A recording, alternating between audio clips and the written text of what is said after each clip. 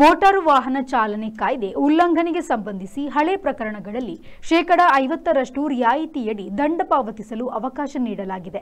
ಇದರಡಿ August 23 ರಿಂದ September 12ರ ಸಂಜೆಯವರೆಗೆ Mangaluru police commissionerate ವ್ಯಾಪ್ತಿಯಲ್ಲಿ 42,600 ಮಂದಿ ದಂಡ ಪಾವತಿಸಿದ್ದಾರೆ. 1,07,00,000 ರೂಪಾಯಿ ದಂಡ ಸಂಗ್ರಹವಾಗಿದೆ ಎಂದು ಪೊಲೀಸ್ ಕಮಿಷನರ್ ಸುಧೀರ್ ಕುಮಾರ್ ರೆಡ್ಡಿ ತಿಳಿಸಿದ್ದಾರೆ. ಆಲ್ಮೋಸ್ಟ್ ನಮಗೆ ಮೊದಲು ಕ್ಲಿಯರ್ ಆಗಿತ್ತು. ಈಗ 50% ಡಿಸ್ಕೌಂಟ್ ಕೊಟ್ಟಿದ್ದಾರೆ. ನಮಗೇನಾಗುತ್ತೆ ಅಂದರೆ there are 2 ways they do it.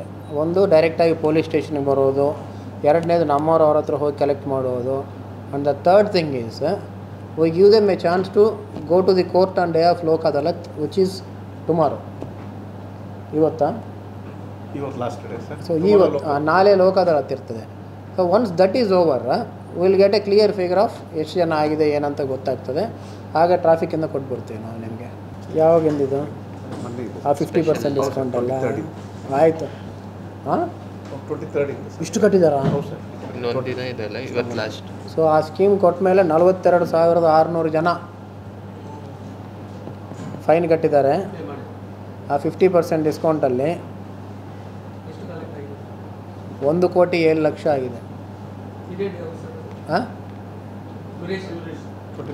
ಜನವರಿ 23 ಈವರೆಗೆ, 23/8 12/9 20 ಡೇಸ್ ಅನ್ಕೊಂಡು. ಇದು ವಾಲಂಟ್ರಿ ಪೇಮೆಂಟ್ ಅವ್ರು ಮಾಡೋದು ಅಷ್ಟೇ ನಮ್ಮ ಲಿಮಿಟ್ಸ್ ಅಷ್ಟೇ. Sharath Salian, V4 news, Mangaluru.